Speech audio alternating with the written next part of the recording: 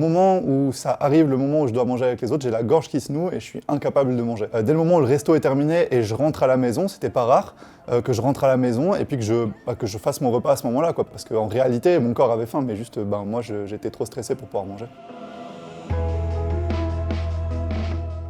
J'ai été incapable de manger en public, d'aussi loin que je m'en rappelle, depuis que je suis tout petit. Les premières fois que ça s'est vraiment manifesté, c'était quand on allait par exemple manger chez des amis de mes parents. J'arrivais à table et je touchais pas à mon assiette ou très peu. Et puis assez vite, en fait, j'ai senti un peu une honte par rapport à ça. J'avais juste peur de pas finir et peur de prendre des remarques en me disant que j'étais bizarre ou quoi que ce soit. Un peu plus tard dans ma vie, ça s'est beaucoup manifesté quand j'ai dû commencer à aller un petit peu plus loin pour mes études et je pouvais plus manger à la maison à midi. Et là, je me suis rendu compte que je pouvais pas manger avec les autres à midi et puis ça m'a peut-être un peu coupé socialement aussi. Je parquais ma voiture pas très loin de l'école, mais sur des places où je savais que je devais tourner le disque bleu le midi. Et c'était un peu mon excuse pour aller manger seul, c'était les gars, je dois aller tourner le disque.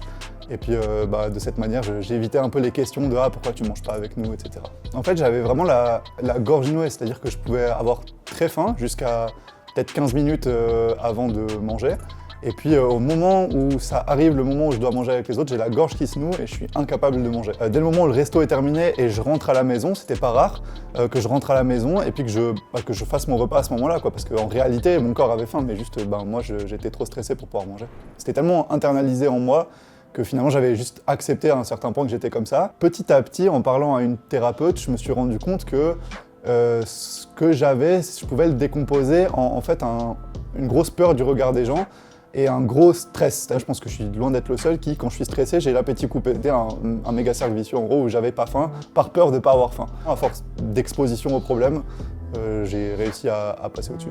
Je me suis toujours senti très seul avec ce problème. Puisqu'en fait, quand j'avais 15-16 ans et que le problème était au maximum, il n'y avait pas ChatGPT, il n'y avait pas d'IA, je ne pouvais pas décrire mon problème vraiment précisément et avoir déjà un élément de réponse. Il n'y a pas de nom sur la maladie, je n'ai pas pu me faire diagnostiquer ou quoi que ce soit chez des psys.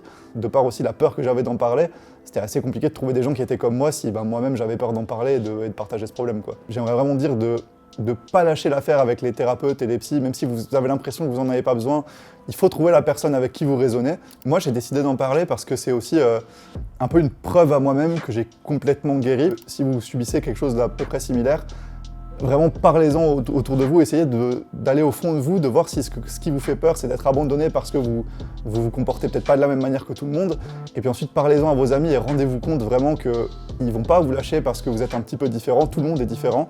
Et grâce à ça, ce sera le début finalement de la guérison que vous pourrez entamer.